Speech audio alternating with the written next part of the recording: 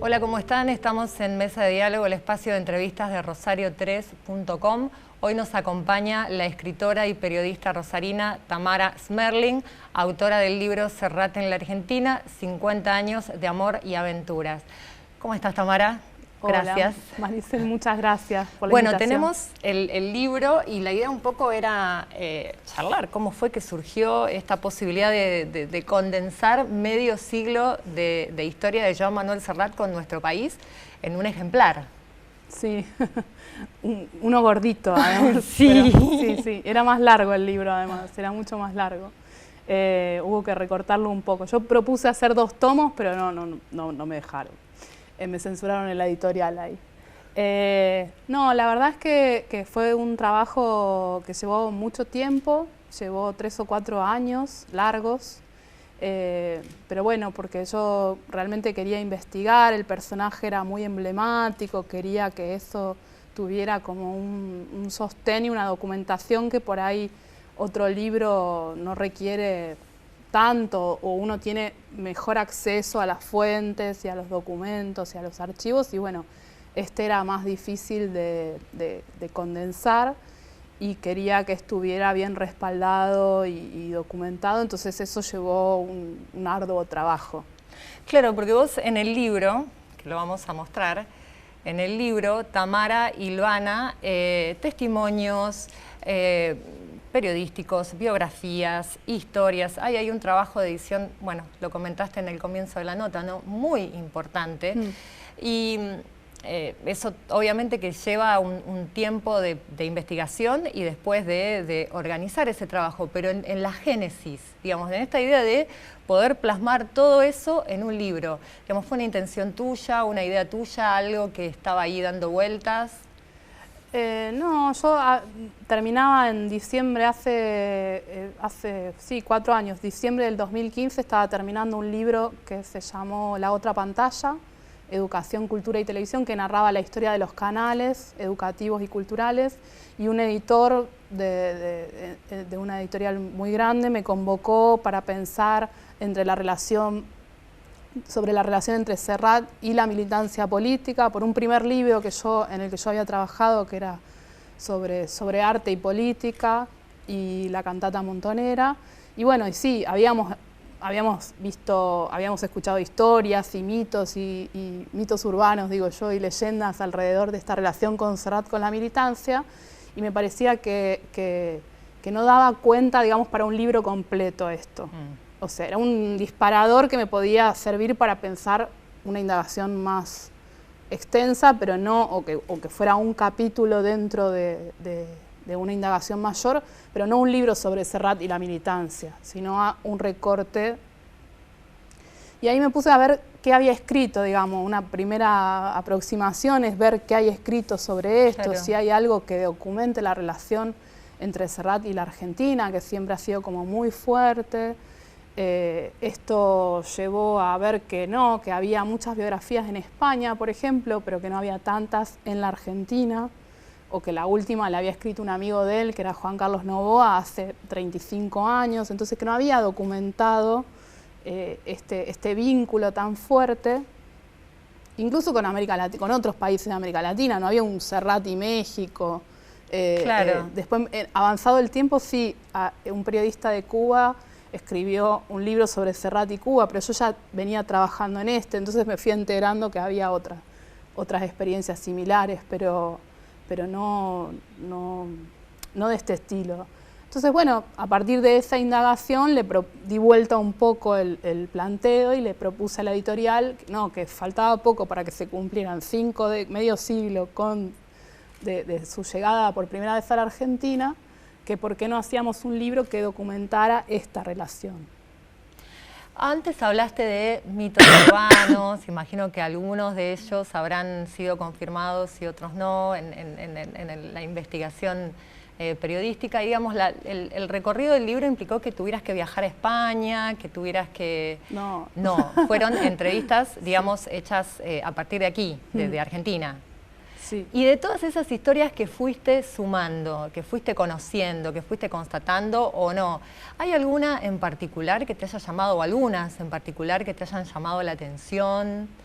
Que digan, bueno, que tengan algún valor distintivo a esto de, a la hora de expresar esta relación de Serrat con la Argentina. Sí, en principio me llamó mucho la atención, quizás generacionalmente, porque no lo había vivido, toda la época de los carnavales. Los carnavales como fiesta popular y como esa playa de estrellas que había y de artistas que se codeaban con Leonardo Fabio, con Jorge Porcel, con los Guaguancó, con Palito Ortega, que Serrat cantara ahí poemas porque venía de editar su disco sobre Antonio Machado. Claro. Entonces en ese contexto, melange, digamos, claro, festivo. Todo eso me llamaba mucho la atención. Y además porque él arrancaba por ahí a las 9 de la noche y terminaba a las 6 de la mañana y hacía 6 o 7 carnavales en una misma noche, por todo el conurbano. Incluso en Rosario, en Santa Fe, hay clubes acá de barrio donde también participaba. La tapa del libro es en esa primera gira en la Argentina, entre el verano ese de 1969 y 1970, y es un verano en Rosario, en los carnavales del Club Rosario Central.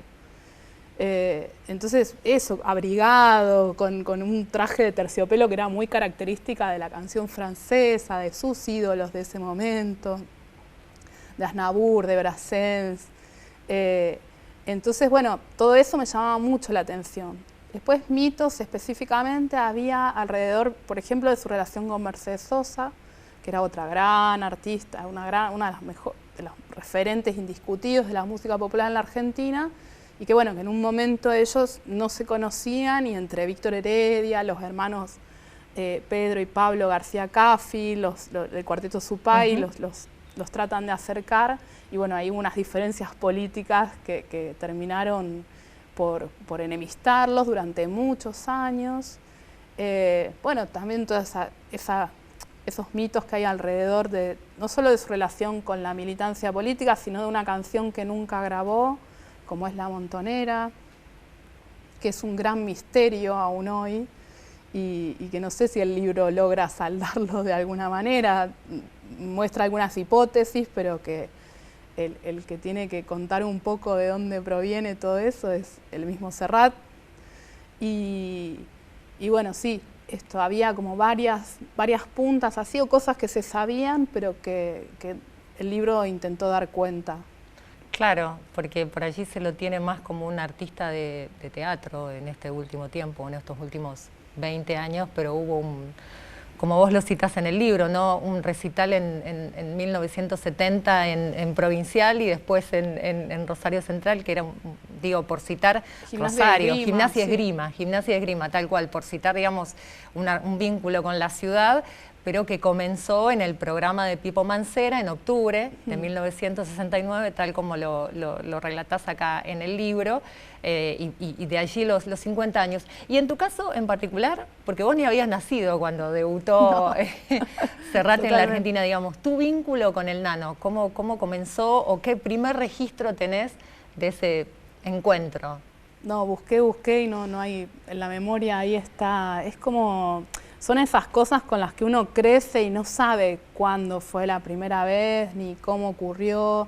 Sí tengo registros de que escuchaba el titiritero en un tocadiscos gigante que había en el living de mi casa, que era un living muy chiquitito de mi casa familiar, donde todavía hoy sigue viviendo mi padre, pero sí que escuchaba, que por ahí yo tenía 5 o 6 años, que todavía estaba la dictadura, y que yo escuchaba reiteradamente, ponías la púa y apoyabas el disco, eso sí, y de algunas canciones que aún hoy escucho y que sí me retrotraen como a esos momentos. Que forman parte como la banda de sonido de tu infancia. Yo digo sí, la banda sonora de nuestras vidas, porque la escuchaban mis abuelas, mis padres, mis tíos, o sea, pero es algo como que ya, digo, con la leche materna, o sea, claro, que no es que uno pudo elegir, digamos, que volvió a escucharlo después a los 14 o 15 y siguió escuchándolo, o ya podía ir a un recital, y que después en un momento también rompió con eso, y dijo, no, vamos a escuchar otras cosas, vamos a abrir un poco la cabeza.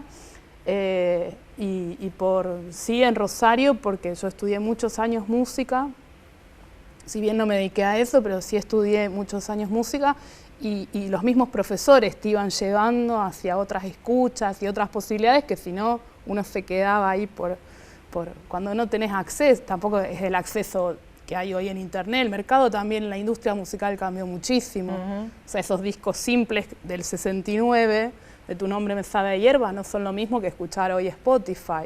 Entonces, esto también fue variando y me gustaba que el libro diera cuenta de cómo cambió también el mercado y la producción musical en estos 50 años. Claro, y había una relación entre el listado de temas, la tapa del disco, digo, no era simplemente aleatorio como pasa en una plataforma o como puede ocurrir en una plataforma de streaming.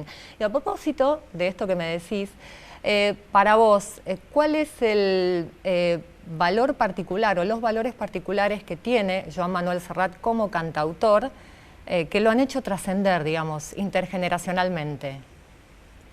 Me parece que esto, digamos, de la persistencia en el tiempo tiene que ver no solo con su enorme talento como compositor y como poeta, y el haber tomado y rescatado a poetas olvidados de la Guerra Civil Española, como León Felipe, Antonio Machado, Miguel Hernández, que revisitó incluso, no solo en esos primeros discos del 69, 72, 71, sino que volvió en el 2012, 2013, también volvió a hacer discos tomando poemas de Miguel Hernández, por ejemplo. Pero también con poetas catalanes y con esto, digamos, todo entremezclado ahí con la guerra civil. Pero más allá de eso, me parece que se involucró de determinada manera en nuestros países, que quizás otros cantantes venían, tocaban, se iban. Había toda una serie de cantantes que llegaban en ese momento.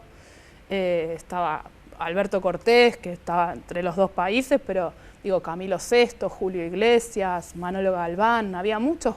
Porque yo me preguntaba un poco por qué él perduró y los otros por ahí fueron o tomaron otros caminos, porque Julio Iglesias es como la antítesis de Serrat en un punto, con la canción romántica y todo esto.